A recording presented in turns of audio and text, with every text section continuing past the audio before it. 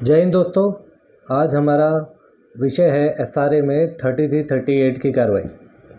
देखिए, slum developers को ये नहीं मालूम रहता 3338 में होगा क्या। एक्चुअली 33 सेक्शन 33 एविक्शन है और 38 डेमोलिशन है। ये दोनों को एक साथ में लगाया जाता है जिससे आपका झोपड़ा खाली किया जाए और आपके झोपड़े को डेमोलिशन किया जाए। ये लगाया क्यों जाता है? देखिए कैसा है, जब झोपड़े खाली हो जाते हैं, मैक्सिमम झोपड़े खाली हो जाते हैं, तब वहाँ पे जो स्ट्रक्चर्स बच जाते हैं उनको निकाल के डेवलपर वहाँ पे रिहैब बिल्डिंग या सेल बिल्डिंग जो भी परमिशन ले रहा है वो बनाना चाहता है, तो इसीलिए लैंड इवैक्यूएट करने के लिए वो 3338 का परमिशन लेता है। तो ज़रूरी बात ये है, देखिए 3338 का नोटिस आपको आता होगा, लेकिन 3338 सोसाइटी आपको नहीं दे सकती नोटिस, डेवलपर आपको नोटिस नहीं दे सकता। ये नोटिस आपको आती है एसआरए अथॉरिटी से। जो भी तहसीलदार 1, 2 होंगे, इनके पास पावर है आपको 3338 करने का, जबकि आपके सक्षम प्राधिकारी भी कहते कि आपको 3338 का नोटिस नहीं दे सकते, क्योंकि ये पावर तहसीलदार 1, 2 को दिया गया है। जब 3338 का नोटिस आता है तो लोग बौखला जाते हैं, अभी क्या करना है। देखिए, सबसे पहली बात, अगर आप पात्र हो तब आपको कोई टेंशन नहीं है, लेकिन जब आप अपात्र हो तब आपको टेंशन है।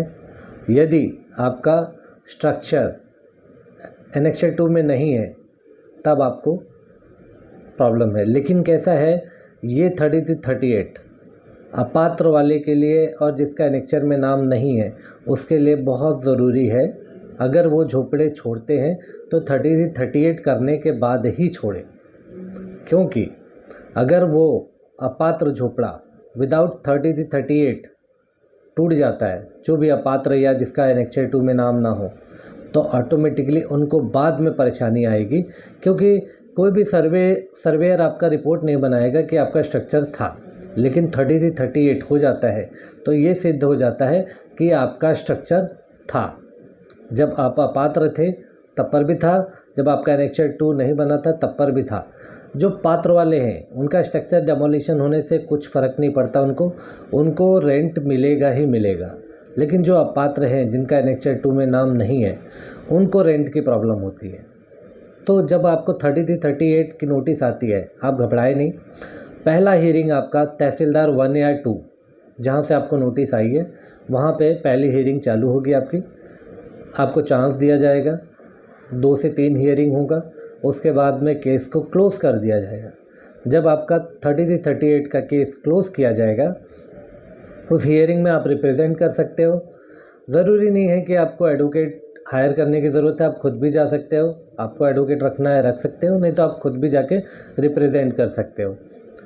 वहाँ पे 2 से 3 हियरिंग होगा, फिर उसके बाद में फ़ाइल क्लोज़ कर दी जाएगी और ऑर्डर दे दिया जाएगा। ऑर्डर में यही दिया जाएगा आपको कि आपको इतने दिन का समय दिया जा रहा है, आप अपना झोपड़ा खाली कर दें, या तो अपने हाथ से डेमोलिशन कर दें, खाली करके पीसफुली डेवलपर को चाबी दे दें। यदि आप वहाँ पे कैसा है, उस ऑर्डर को मान्य नहीं करते तो आपको अगला स्टेप एजीआरसी में अपनी अपील डालनी है। जब आप एजीआरसी में आप अपनी अपील डालेंगे तो एजीआरसी में आपकी सुनवाई होगी, लेकिन फिर भी वहाँ से एक ही ऑर्डर मिलेगा 3338 के अंडर में, डेमोलिशन का, एविक्शन एंड डेमोलिशन। कोई रियायत नहीं बरती जाएगी, आपको आपके स्ट्रक्चर को डेमोलिशन का ही ऑर्डर दिया जाएगा। फिर अगला स्टेप है आपका हाई कोर्ट। आपको हाई कोर्ट में अपना सूट फाइल करना है एजीआरसी के ऑर्डर को चैलेंज करते हुए। जब आप एजीआरसी के ऑर्डर को चैलेंज करते हो हाई कोर्ट में, तब पर भी आपको कोई रियायत नहीं मिलेगी। 3338 के केस में कोई भी रियायत नहीं है। आपको हाई कोर्ट से भी एविक्शन और डेमोलिशन, मतलब 3338 में आपका स्ट्रक्चर डेमोलिश किया जाएगा। जब आपका स्ट्रक्चर रेसिडेंशियल है तो देखिए कैसा है, तहसीलदार 1, 2 से ऊपर जाने की ज़रूरत नहीं है, क्योंकि कैसा है, कोर्ट में भी जाएंगे तो ऑटोमेटिकली आपका डेमोलिशन ही होगा। कोई भी कहता है आपके फेवर में ऑर्डर आना नामुमकिन है। लेकिन यदि आपका स्ट्रक्चर कमर्शियल है तो ज़रूर आप एजीआरसी भी जाएं, आप हाई कोर्ट भी जाएं। वहाँ पे जो आप डिमांड रखेंगे वो डिमांड आपका मान्य हो गया तो ऑटोमेटिकली आपको बहुत बड़ा बेनिफिट होगा। तो कमर्शियल के केस में आप एजीआरसी और हाई कोर्ट जा सकते हो। रेसिडेंशियल के केस में आपको 33-38 के केस में ज़्यादा से ज़्यादा तहसीलदार 1-2 तक ही जाना चाहिए, उससे ज़्यादा आगे प्रोसीड नहीं करना चाहिए। एक ही बात याद रखने की ज़रूरत है 33-38 में कि आपकी पात्रता निश्चित है तो बहुत बढ़िया, अपात्र हो तब 33-38 में गए हो तो वो कल के डेट में आपको बेनिफिट ही करेगा ऑर्डर।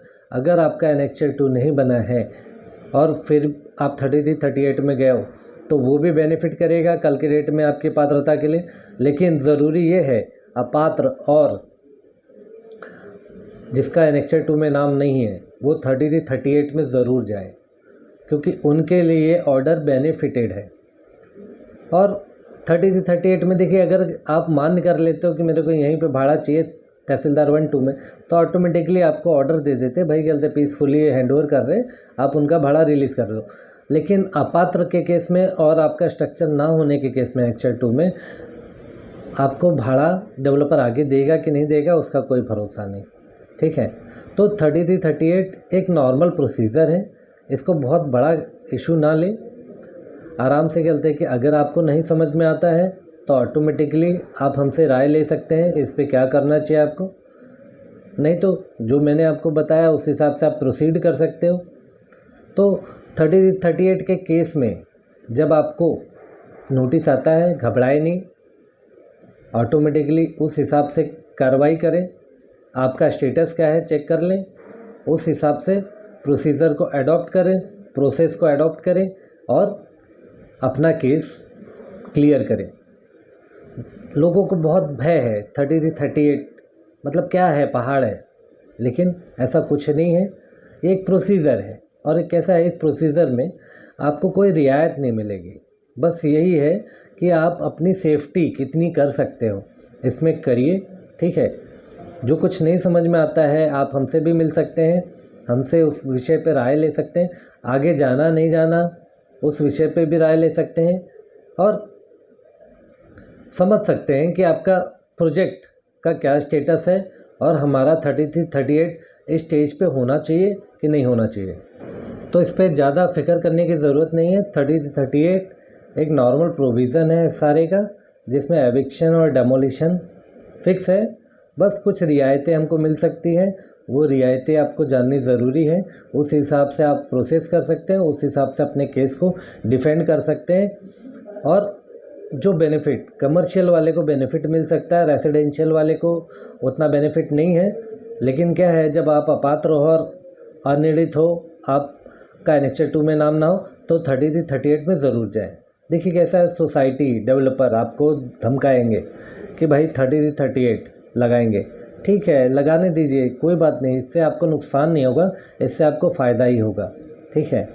आप ये समझ जाइए कि कौन से स्टेज तक आपको जाना चाहिए। तो 33-38 से घबराए ना, 33-38 एक नॉर्मल प्रोसीजर है एसआरए का, अडॉप्ट करें और अपनी पात्रता को ज़रूर निश्चित करें, क्योंकि आपकी पात्रता ही आपको लास्ट तक आपके अधिकार दिलाएगी। तो आज आप लोग ने जान लिया एसआरए में 33-38 का क्या प्रोसीजर है, क्यों दिया जाता है और इसका कैसे हम लाभ उठा सकते हैं। तो ऐसे ही आगे भी जो भी विषय होंगे उसको हम एसआरए के विषय होंगे उसको हम कवर करेंगे। आप हमारे वीडियो के साथ बने रहें और आपके कुछ भी डाउट हो आप हमको संपर्क कर सकते हो, हम आपकी सेवा में उपलब्ध हैं। चलिए विदा लेते हैं। जय हिंद, जय भारत।